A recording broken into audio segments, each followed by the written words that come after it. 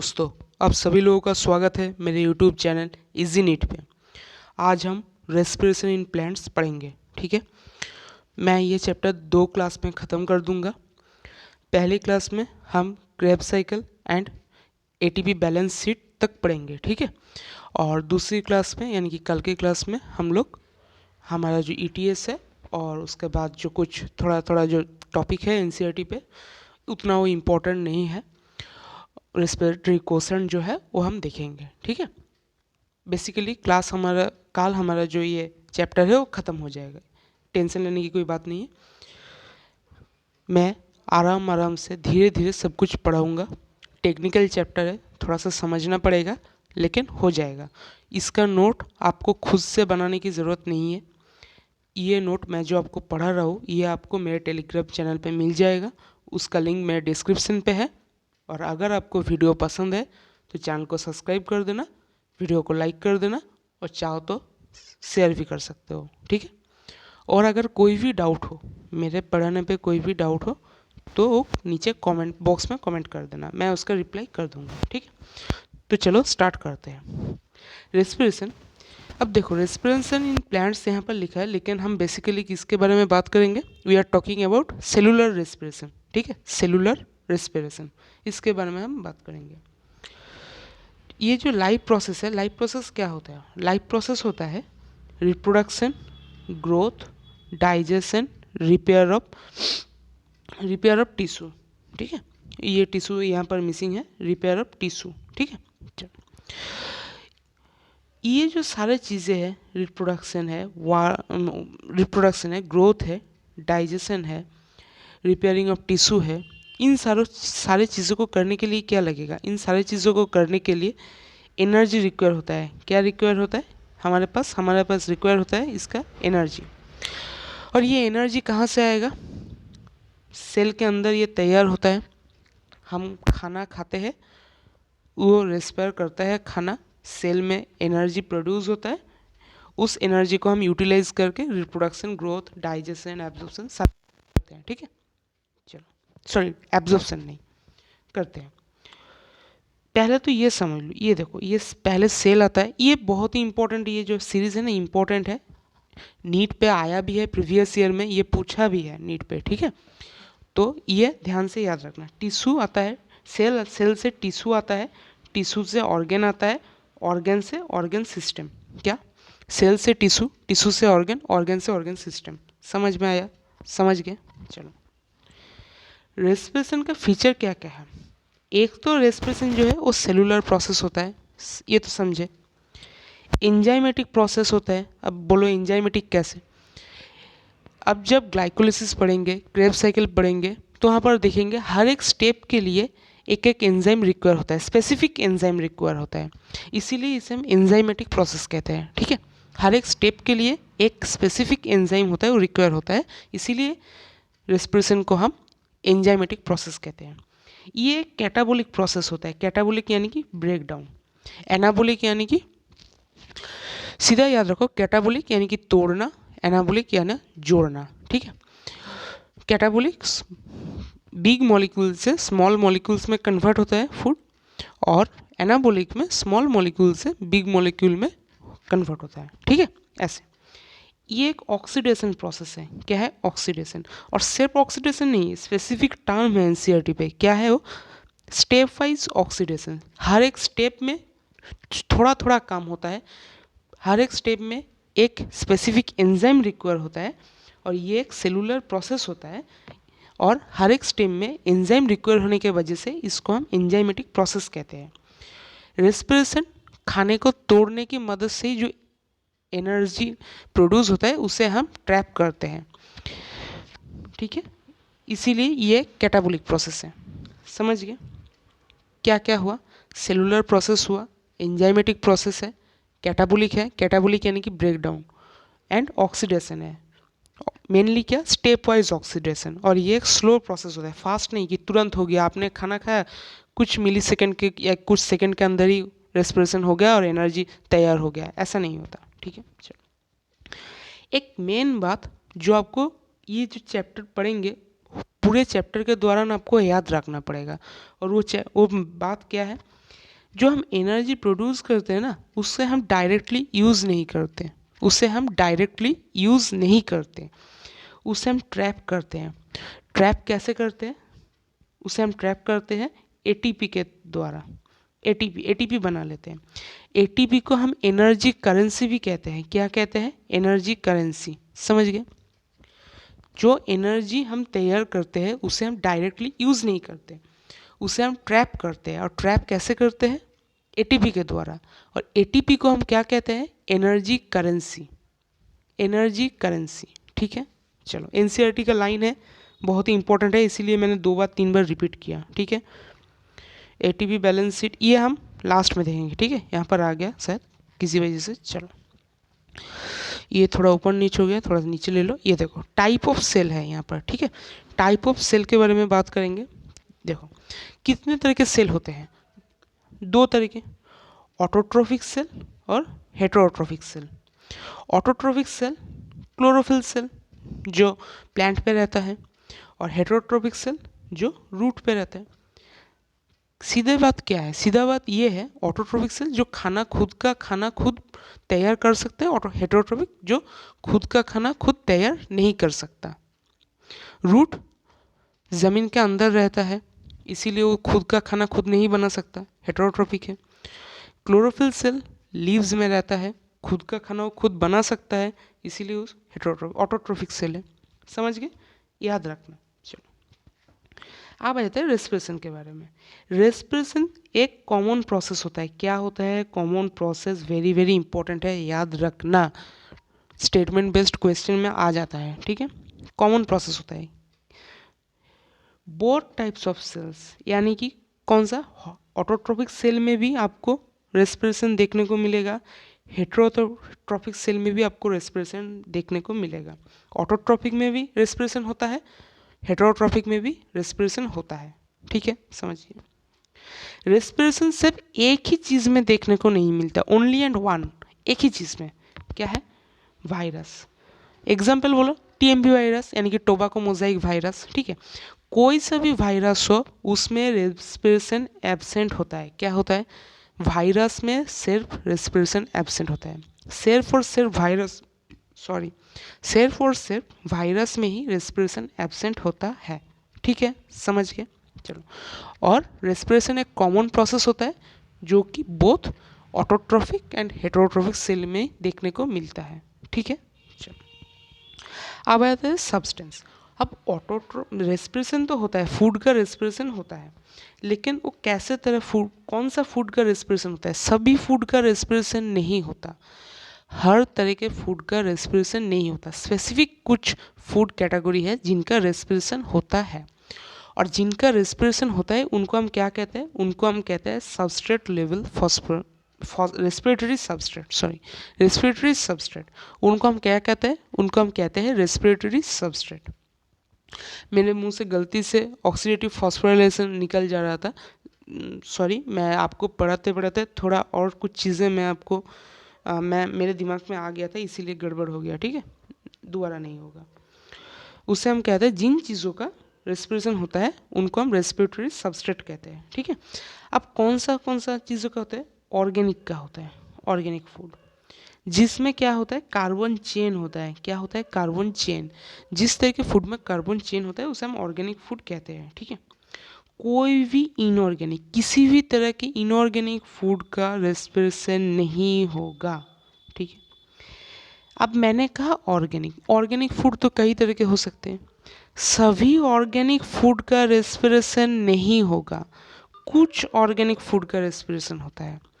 सम organic food का respiration होता है, ये ध्यान से याद रखना। ऑल ऑर्गेनिक नहीं होता, सम ऑर्गेनिक फूड का रेस्पिरेशन होता है। और उसके अंदर क्या क्या आता है? उसके अंदर आता है कार्बोहाइड्रेट, प्रोटीन, फैट, तीनों तब बढ़ते हैं, and organic acid. Carbohydrate, protein, fat and organic acid. समझ में आया मैंने क्या कहा? एक बार फिर से रिपीट करता हूँ। टेक्निकल चैप्टर है, मुझे पता है, पहली बार पढ़ रहे हो तो समझने में थोड़ी मुश्किल होगी, कोई बात नहीं, मुझे भी हुआ था, मैंने जब पढ़ा था, तो आपको नहीं होगा, ठीक है। देखो, जिन चीज़ों का रेस्पिरेशन होता है, उसे हम रेस्पिरेटरी सबस्ट्रेट कहते हैं। किन का होता है? सम ऑर्गेनिक का होता है, सम ऑर्गेनिक। उसके अंदर कितना चीज़ आता है? 4 टाइप के चीज़ आता है, carbohydrate, protein, fat and organic acids. ठीक है, ऑर्गेनिक एसिड्स का एक जो बात है, सिर्फ ये लाइन आप याद रखो, अगर मैं आपको समझाऊंगा ये लाइन तो बहुत कुछ बताना पड़ेगा। ठीक है, इसीलिए ये लाइन सिर्फ आपको याद रखो। एवोल्यूशन ऑफ CO2 होता है वो बहुत ही ज़्यादा होता है इनटेक ऑफ O2 से। Evolution of CO2 more than intake of O2, ये आप चैप्टर के एंड में मैं आपको ये समझाऊंगा। ठीक है, अभी के लिए सिर्फ आप ये याद रखो। ठीक है, अभी के लिए सिर्फ याद रखो और आपको टेंशन लेंगे कोई बात नहीं है। जो फ्रेश नोट्स है, ये जो मैंने आपको लिख के मैं नोट्स के ऊपर लिख रहा हूँ, तो टेंशन मत लो, आपको फ्रेश नोट्स जो है आपको मेरे टेलीग्राम चैनल पे मिल जाएगा, लिंक डिस्क्रिप्शन पे है। ठीक है, अब आ जाते हैं प्रोसेस के बारे में। अब हम थोड़ा धीरे धीरे रेस्पिरेशन चैप्टर के अंदर जा रहा है। ठीक है, ये तो अभी सिर्फ बेसिक्स चल रहा है, अगर आपको बेसिक्स क्लियर नहीं होगा ना तो आप वो जो चीज़ें हैं वो आप भारी भारी मटेरियल आप ले नहीं पाओगे। ठीक है, पहले बेसिक्स समझ लो फिर अंदर घुसते हैं। ये मोटा मोटा ये जो रेस्पिरेशन का जो चैप्टर है इसका एक चार्ट है। ठीक है, कि हम कैसे चलेंगे। पहले तो ग्लूकोज का क्या होता है? ग्लाइकोलिसिस। ग्लाइकोलिसिस से क्या बनता है? पाइरूवेट। पेन को थोड़ा सा और पतला कर लेता हूँ। ठीक है, हाँ ठीक है, चलो इससे हटाते हैं। चलो ये देखो, अब देखने में थोड़ी आसानी होगी। पहले तो ग्लूकोज आता है खाना से। मेनली देखो, आता तो carbohydrate, protein, fat, organic acid सभी कुछ है, लेकिन अगर हम मेनली यूज़ करते हैं कार्बोहाइड्रेट। अगर कार्बोहाइड्रेट नहीं रहा तो फिर प्रोटीन, फिर फैट नहीं, पहले कार्बोहाइड्रेट होता है, फिर फैट, ऑर्गेनिक एसिड होता है। अगर लास्ट में, एकदम लास्ट में जो होता है, हमारा जो मसल है वो धीरे धीरे ब्रेक डाउन होना शुरू हो जाता है। ठीक है, इसीलिए टाइम टू टाइम खाना पड़ता है। ठीक है, ग्लूकोज के ग्लाइकोलिसिस होने से पाइरूवेट बनता है, पाइरूविक एसिड। ठीक है, पाइरूविक एसिड कितना बनता है? 2 मॉलिक्यूल। कितना? 2 मॉलिक्यूल बनता है।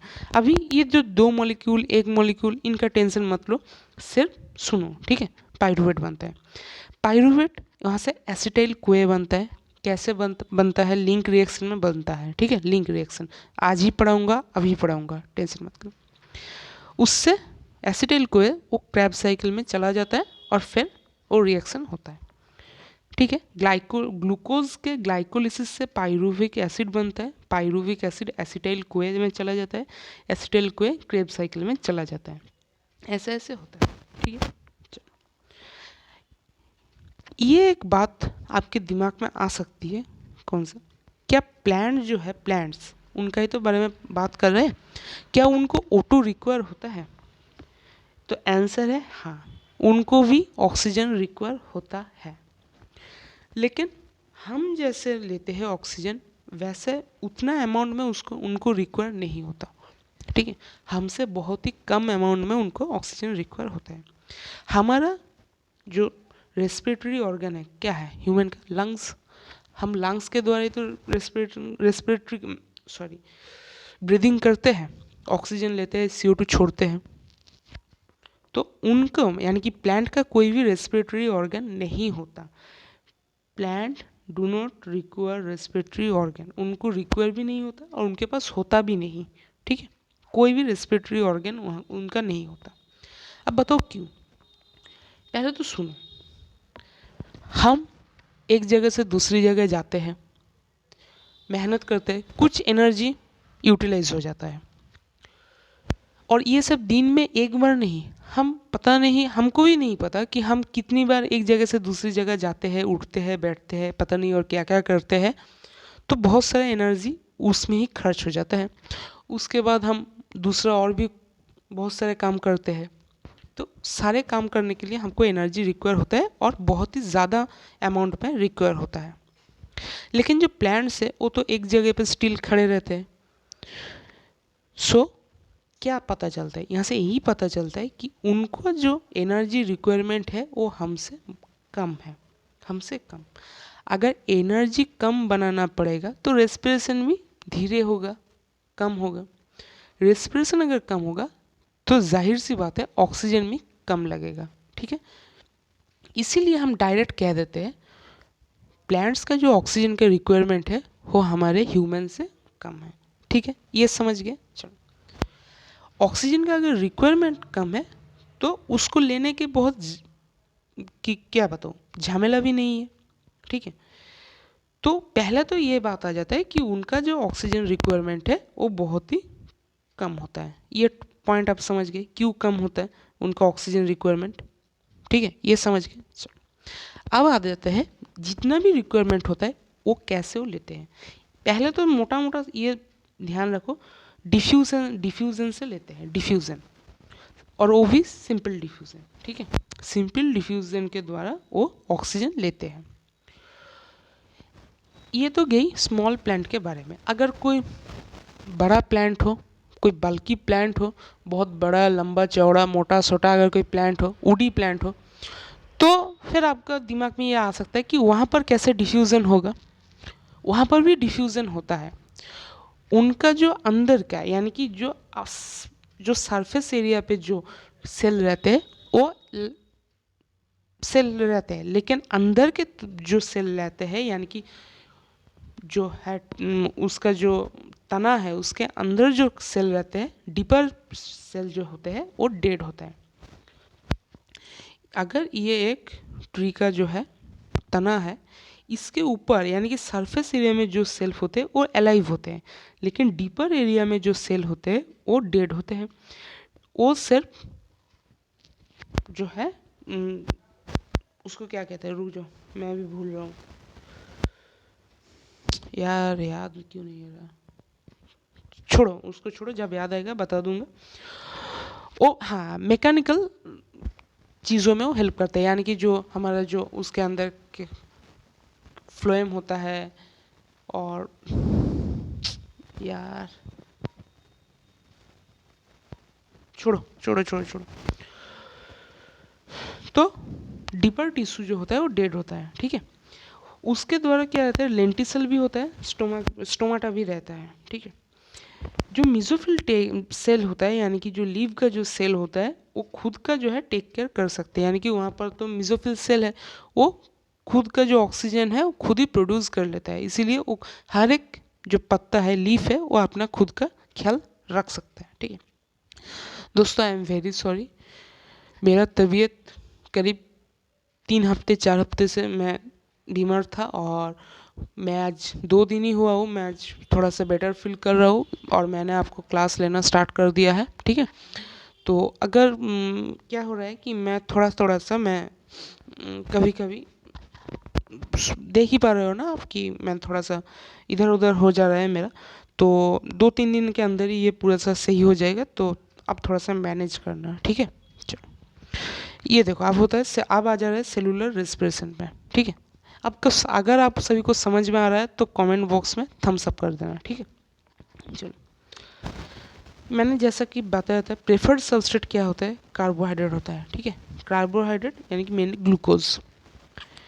कहाँ पर होता है सेलुलर रेस्पिरेशन, कहाँ पर, लोकेशन कहाँ पर, साइटोप्लाज्म एंड माइटोकॉन्ड्रिया, दोनों जगह पर ही होते हैं, ठीक है। Cytoplasm, mitochondria. अब आते हैं दो तरह के सेलुलर रेस्पिरेशन देखने को मिलता है, एरोबिक, एनारोबिक। एरोबिक में दोनों जगह पर होता है, साइटोप्लाज्म एंड माइटोकॉन्ड्रिया पर, और एनारोबिक में सिर्फ साइटोप्लाज्म में होता है। अब बोलोगे ये मैं याद कैसे करूँगा, कन्फ्यूज होऊंगा, नहीं कन्फ्यूज मत होना। एरोबिक जो होता है यानी कि ऑक्सीजन वहाँ पर प्रेजेंट होता है, और ऑक्सीजन के प्रेजेंट में रेस्पिरेशन ज़्यादा होता है, और पूरा रेस्पिरेशन होता है, यानी कि वहाँ से 6CO2 एंड 6H2O एक ग्लूकोज से, यानी कि C6H12O6 से 6CO2 एंड 6H2O भी बनता है, ठीक है। अगर कोई भी अगर एरोबिक रेस्पिरेशन होगा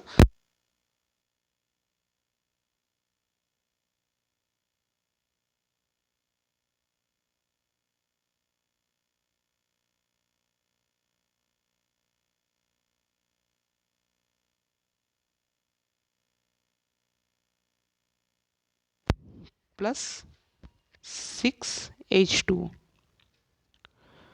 और अगर एनारोबिक हुआ तो वहाँ से CO2 और एंड इथानॉल बनेगा। ठीक है, वो मैं बाद में पढ़ूंगा कहाँ से क्या बनेगा, कब CO2 बनेगा। लेकिन सिर्फ आप ये याद रखो, यहाँ पर जब O2 होगा तो ग्लूकोज का जब रेस्पिरेशन होगा एरोबिक में यानी कि O2 के प्रेजेंस में, तब 6CO2 6H2O बनेगा और मैक्सिमम नंबर ऑफ ATP बनता है। कितना? Maximum number of ATP। और मैक्सिमम नंबर ऑफ ATP सिर्फ ये याद रखना, एरोबिक में मैक्सिमम नंबर ऑफ ATP बनेगा। यहाँ से ये याद रख लो, एरोबिक में सबसे ज़्यादा ATP बनेगा, तो जितना जगह होगा उतना ATP बनेगा। ठीक है, अगर कहीं पर अगर छोटा जगह है तो ज़्यादा कैसे बनेगा? जितना जगह डबल है, साइटोप्लाज्म भी है, माइटोकॉन्ड्रिया भी है, जगह बहुत ज़्यादा है, तो सबसे ज़्यादा ATP बनेगा, यानी कि वो एरोबिक होगा। और एनारोबिक में जहाँ पर ऑक्सीजन प्रेजेंट नहीं है, अब जब एक्सरसाइज करते हो तब के बारे में ये बात हो सकता है। ठीक है, एरोबिक तो तब कम ATP प्रोड्यूस होगा, यानी कि वो सिर्फ साइटोप्लाज्म में होगा। ठीक है, समझ गए। एरोबिक है तो वो साइटोप्लाज्म माइटोकॉन्ड्रिया दोनों पे होगा, एनारोबिक है तो वो सिर्फ साइटोप्लाज्म में होगा। हो गया। जो एनर्जी फॉर्म होता है वो दोनों तरीके से होता है, एक तो इलेक्ट्रॉन बन गया और एक एनर्जी यानी कि डायरेक्ट ATP बन गया। डायरेक्ट ATP को हम क्या कहते हैं? SLP, यानी कि substrate level phosphorylation. Substrate level phosphorylation, जो डायरेक्ट ATP जब बनता है तो उसको हम SLP कहते हैं। ठीक है, SLP से पूछेगा, ये नहीं पूछेगा कि ATP। जब ये SLP बोलेगा तो आपको डायरेक्ट कितना ATP बना है वो बताना होगा। और एक होता है इलेक्ट्रॉन, इलेक्ट्रॉन से हम NADH बना लेते हैं, फिर उससे हम ATP बना लेते हैं। एक NADH से 3 ATP मिलता है। कितना? एक NADH से 3 ATP मिलता है एंड एक FADH2 से 2 ATP मिलता है। ठीक है, समझ गए। चलो, फाइनल प्रोडक्ट क्या होगा? CO2 होगा एंड H2 होगा। क्या क्या? CO2 and H2। मैंने आपको बता दिया था 6CO2 एंड 6H2। ठीक है, चलो। सभी तरह के सेल में होता है, सभी तरह के रेस्पिरेशन होता है। मैंने तो पहले ही बताया, रेस्पिरेशन होता है सभी तरह के, ऑटोट्रोफिक, हेटेरोट्रोफिक, यूकैरियोटिक, प्रोकैरियोटिक, जितना है सारा कुछ में होगा। सिर्फ वायरस में नहीं होगा, याद रखना। वायरस को छोड़कर जितने टाइप के सेल हो सकते हैं, सभी टाइप के सेल में रेस्पिरेशन होगा और ग्लाइकोलिसिस भी होगा। ठीक है, रेस्पिरेशन तथा ग्लाइकोलिसिस होगा। चलो,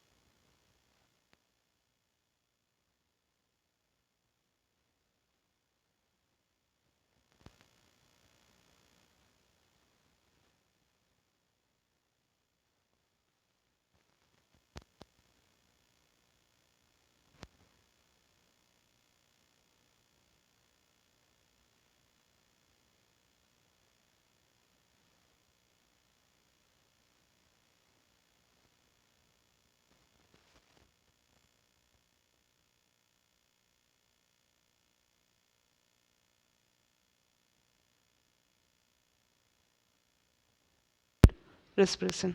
तो ये क्या हो गया, ये हो गया हमारे पास इनकम्प्लीट रेस्पिरेशन। पार्शियल रेस्पिरेशन हो गया लैक्टिक एसिड, इनकम्प्लीट रेस्पिरेशन हो गया इथानॉल। यहाँ पर हमारे पास 2 CO2 बनते हैं और यहाँ पर कुछ भी नहीं बनता लैक्टिक एसिड में। अब आता है अगर वो जाता है हमारे पास एरोबिक में, यानी कि पहले लिंक रिएक्शन फिर क्रेब्स साइकिल। ये है हमारे पास माइटोकॉन्ड्रिया।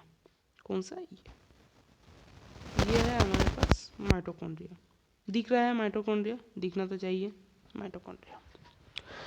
पाइरूवेट यहाँ पर तैयार हुआ, पाइरूवेट आया, पाइरूवेट अंदर चला गया माइटोकॉन्ड्रिया के, ये देखो मैं अंदर चला गया।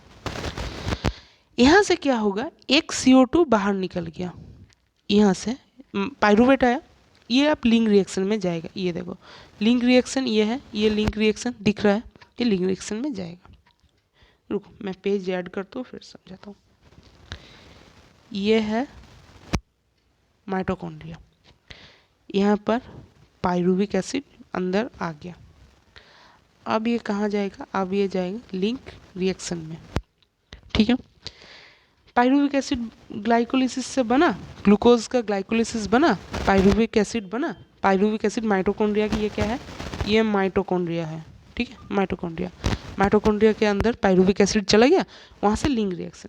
यहाँ से जब लिंक रिएक्शन होगा, यहाँ से जब लिंक रिएक्शन होगा, इसके दौरान क्या होगा, इसके दौरान एक CO2 बाहर चला जाएगा और एक NADH बाहर चला जाएगा, NADH,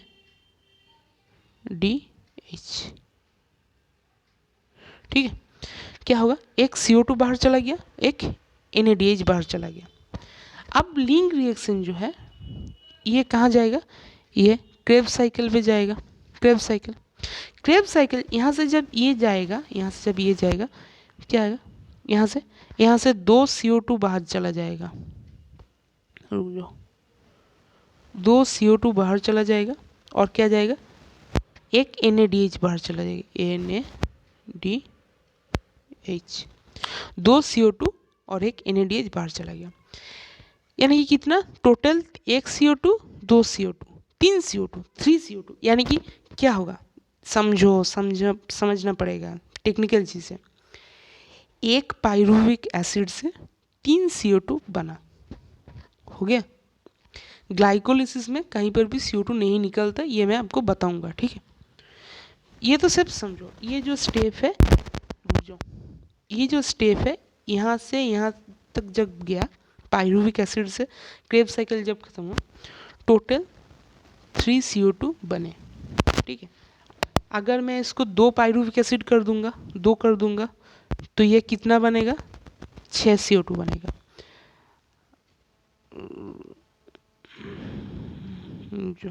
अगर मैं इसको क्या कर दूंगा, अगर मैं इसको 3 CO2 कर दूंगा तो क्या बनेगा, total 9 CO2, sorry 3 pyruvic acid कर दूंगा तो कितना CO2 बनेगा, टोटल 9 CO2 बनेगा, ठीक है। एक पाइरूविक एसिड से 3 CO2 बनता है। अब जितना भी पाइरूविक एसिड रहेगा उससे 3 को मल्टीप्लाई कर देना, उतना CO2 बनेगा। एक पाइरूविक एसिड से बनता है 3 CO2। अब जितना पाइरूविक एसिड बोलेगा उतना 3 से मल्टीप्लाई कर देना और आपका CO2 कितना बनेगा निकल जाएगा, ठीक है, समझ गए। चलो हो गया, क्रेब्स साइकिल भी मैंने बता दिया। अब जब लिंक रिएक्शन में क्रेब्स साइकिल जाएगा तो वहाँ से 2 निकलेगा, होगा। अब मान लो यहाँ पर समझना है, ये 3 नहीं है, ठीक है, ये 3 नहीं है। अब मान लो यहाँ पर क्या रहा है, 2 पाइरूविक एसिड यहाँ पर है, ठीक है, 2 है। ये 2 मॉलिक्यूल पाइरूविक एसिड का हो रहा है, ये कितना हो जाएगा, 2। सभी कुछ इस लिंक रिएक्शन का जो भी कुछ होगा सभी कुछ 2 से मल्टीप्लाई हो जाएगा, जितना जो भी आएगा सभी कुछ 2 से मल्टीप्लाई हो जाएगा। क्रेब्स साइकिल क्या होगा, ये भी 2 से मल्टीप्लाई हो जाएगा। जो भी है, जो 1 मॉलिक्यूल था वो 2 मॉलिक्यूल हो जाएगा, जो 3 मॉलिक्यूल था वो 6 मॉलिक्यूल हो जाएगा, ऐसे हो जाएगा। यहाँ पर जितना रहेगा, जितना पाइरूविक एसिड से आप कैलकुलेट करोगे उतना सभी कुछ मल्टीप्लाई होता रहेगा, ठीक है, ऐसा होता है, ठीक है, ऐसा। यहाँ पर हम जो भी पढ़ेंगे एक बात याद रखना, जो भी पढ़ेंगे यानी कि टोटल जो है एटीपी बैलेंस शीट के आगे तक यानी कि क्रैब्स साइकिल के अंत तक जो भी पढ़ेंगे सभी कुछ हम एक मॉलिक्यूल पाइरुविक एसिड के लिए पढ़ेंगे। कितना? एक मॉलिक्यूल पाइरुविक एसिड। अब आपको जैसे क्वेश्चन दिया रहेगा वैसे मैं जब क्वेश्चन कराऊंगा तो मैं आपको बताऊंगा कि कैसे क्वेश्चन को करते हैं, ठीक है। सिर्फ समझ लो अभी जो है किससे क्या बनता है, कैसे बनता है, ये सब समझ लो, इसे याद कर लेना। लेकिन ये देखो मैंने यहाँ पर लिख भी दिया है, एक पाइरुवेट से 3 CO2 बनता है, ठीक है। ग्लाइकोलिसिस का अदर नेम क्या होता है? EMP, एम्बेडेन पर्नस मेयरहोफ। तीनों साइंटिस्ट थे, तीनों ने मिलकर ये बनाया था, इसीलिए याद रखना ये इम्पोर्टेंट है। EMP पाथवे इसे हम कहते हैं। एम्बेडेन, मेयरहोफ, पर्नस तीनों साइंटिस्ट से इन्होंने बनाया था। कहाँ पर होता है? साइटोप्लाज्म। लोकेशन याद रखना पड़ेगा, कुछ नहीं कर सकता। साइटोप्लाज्म में ग्लाइकोलिसिस होता है। कितना एंजाइम होता है? नंबर ऑफ एंजाइम पूछा जाता है कभी कभी, याद रखना 10 एंजाइम होता है। मैंने क्या कहा था? रेस्पिरेशन एक स्टेप वाइज ऑक्सीडेशन है, हर एक स्टेप के लिए एक स्पेसिफिक एंजाइम होता है। अगर 10 एंजाइम है इसका मतलब क्या है? टोटल 10 स्टेप है, ठीक है। टोटल 10 स्टेप यानी कि ग्लाइकोलिसिस में कितना स्टेप होता है? 10 स्टेप होता है, ठीक है। कितना CO2 बनता है? कोई भी CO2 नहीं बनता ग्लाइकोलिसिस में, कोई भी CO2 नहीं बनता। सबस्ट्रेट फ्रॉम प्लांट, प्लांट में क्या रहता है? प्लांट में रहता है स्टार्च यानी कि क्या? ग्लूकोज। अगर स्टार्च रहेगा तो सही है, लेकिन अगर सुक्रोज रहेगा तो सुक्रोज को हम तोड़ेंगे, किस में? ग्लूकोज एंड फ्रुक्टोज में। सुक्रोज को हम तोड़ते हैं, ग्लूकोज फ्रुक्टोज। कौन सा एंजाइम के द्वारा? इन्वर्टेज। जब मैंने डाइजेशन एंड एब्जॉर्प्शन जब मैंने पढ़ाया था तो वहाँ पर मैंने ये भी लिखा था, ये रिएक्शन मैंने लिखा था। अगर आपने वो चैप्टर नहीं देखा तो आप देख सकते हो, ठीक है। तो इन्वर्टेज को हम सुक्रेज भी कह सकते हैं, ठीक है। क्या कह सकते हैं? सुक्रेज। लेकिन ऑप्शन में इन्वर्टेज दिया रहेगा तो इसीलिए मैंने इन्वर्टेज आपको लिखा दिया, ठीक है। वहाँ पर मैंने सुक्रोज लिखा है, सुक्रेज लिखा है, ठीक है। तो अब ये कन्फ्यूज मत हो जाना कि वहाँ पर सुक्रेज है, यहाँ पर इन्वर्टेज है, ये क्या है। गलती नहीं है, दोनों ही है, ठीक है। अच्छा, अब आ जाते हैं ग्लाइकोलिसिस के जो है स्टेप में।